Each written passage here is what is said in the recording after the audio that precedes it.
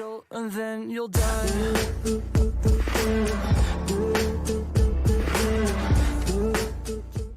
Hey, what's going on, guys? Exquisite back with a brand new video for you today, and in today's video this is going to be part 2 of the February dev notes. And one sec, let's see, when is it coming out?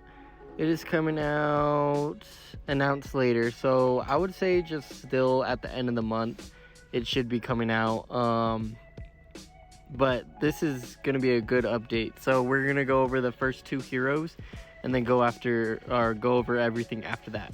So for the first one, hidden strengths are available for the new heroes that are coming out. So that's Elizabeth and Gerta. Elizabeth is a light and dark,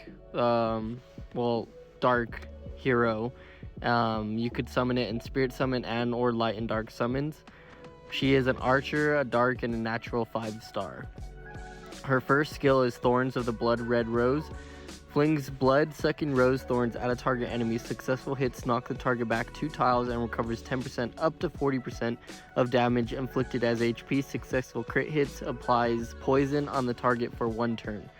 So she might be good matched up against Genbu, because whenever a target is poisoned, Genbu does silence that target. So, and then her being on S1 for poison, that's actually really good. So she's getting speed debuff and that continuous damage all in one debuff.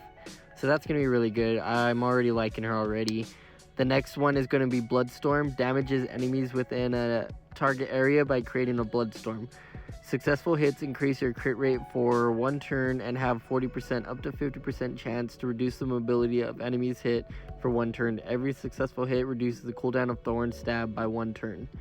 And then Thorn Stab for her third skill consumes 20% up to 35% of your current HP to inflict damage on a target enemy and recovers 35% of damage inflicted as HP. This skill's damage increases when more HP is consumed.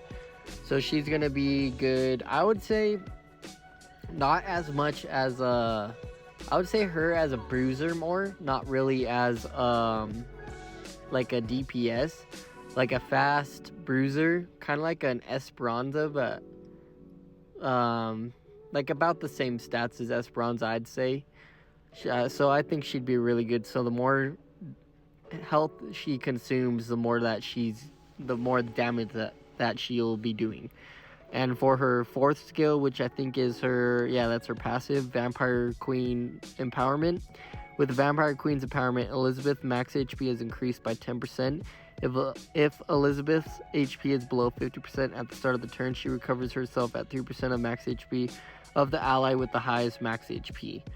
So her paired up with an ally with really high HP is going to be really good.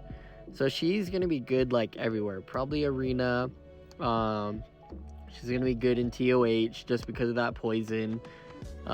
She's going to be good PvE wise for a farming unit just because she could heal pretty much. So she heals 35%. She's just going to be a good hero all around. But let's go on to the next hero, which is Gerta. She's going to be having a drop rate banner, so we'll be going over that after when we get there.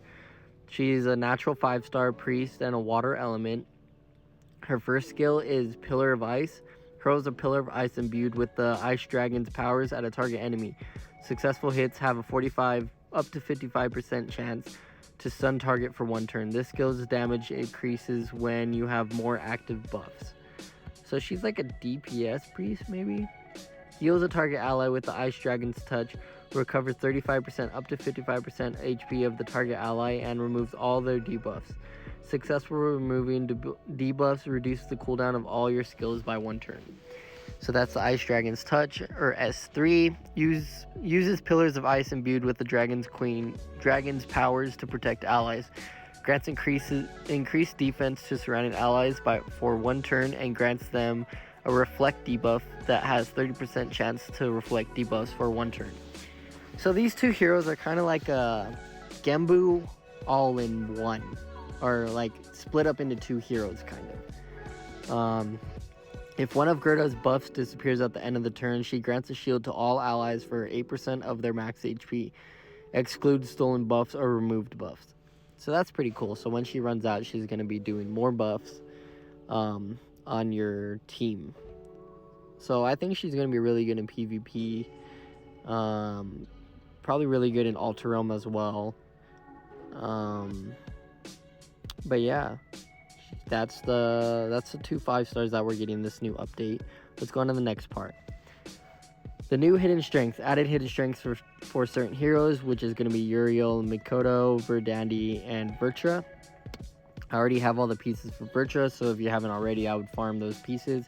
It's only 200 pieces. It shouldn't take that long. You just find a friend that has the rift open, or try to get the RNG roll of getting her rift open for yourself. But buffs improves stealth, does not break after being hit by the arena tower's attacks on all enemies. When attacking from stealth, you cannot be countered by the enemy. Damage received by continuous damage, poison, reflect damage, doesn't break stealth. When in stealth, you will not be designated as a target for forewarning attacks, detonating rifts, etc. in the Alter Realm. So whenever the bombs explode, you're not going to be attacked by them. That's pretty cool. That's different. Shade would be actually really good. Too bad I don't have Shade or Uriel.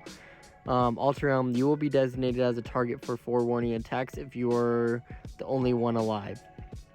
If you go into stealth after being designated as a target for forewarning attacks, targeting will not be cancelled with you receiving damage. There you go. Alter Realm, improve the Alter Realm. Each boss's movements and attack motions are faster than before. Reduce the delay after attack for certain monsters that appears. Slightly change the stats of Alter Realm boss / certain monsters that appear. Slightly change the Alter Realm boss's skills. Boss's battle pattern has changed. Revert to the example below. Normal phase, berserk phase. Normal phase, whenever phase changes, bosses become stronger and its pattern changes. Endless phase change loop. So then it goes normal phase, berserk phase, normal phase, so on and so on. So the change was normal phase to berserk phase continues same. Does not change pattern after entering berserk phase. However, becomes stronger each time boss skills are used. So he's just gonna get stronger and stronger until all your team's wiped out, pretty much. Should be, and you'll be able, they didn't say it, but you'll be able to do more damage to the boss just because the stats are being changed, and it'll be a lot faster, like pace, so you're not sitting there for 30 minutes or however long. Guild Raid first clear reward has been expanded to 100 rounds from 50 rounds. You can adjust your starting battle formation once you enter battle, which is really good because you couldn't, like, once you started, wherever your heroes were, that's where they stayed at, and it kind of like screwed up like your rotations and where you wanted to place your heroes. And say you wanted like a defense break on all units, but you're only getting like moving spaces to get defense break on one unit. It was just, I'm glad they changed that. And it's gonna be every round, so maybe, and look, so you could auto it now. I don't think you could auto it before, and you could reposition team next round every time if you wanted to auto combat. Rune added change rune sets and rune amplifying gems to be repeatedly obtained rewards that you require every time you clear 3 rounds.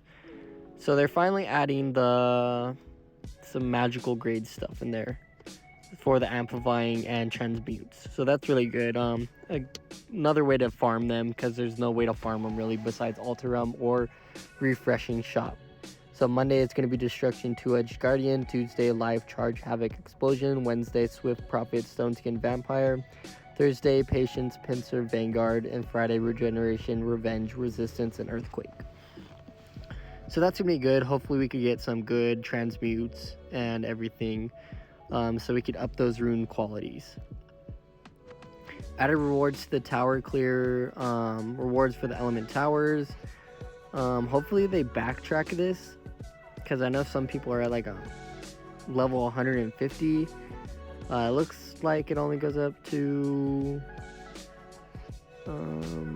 oh, so there's tower total.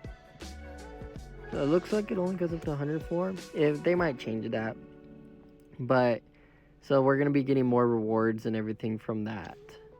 So an incentive to start doing element towers.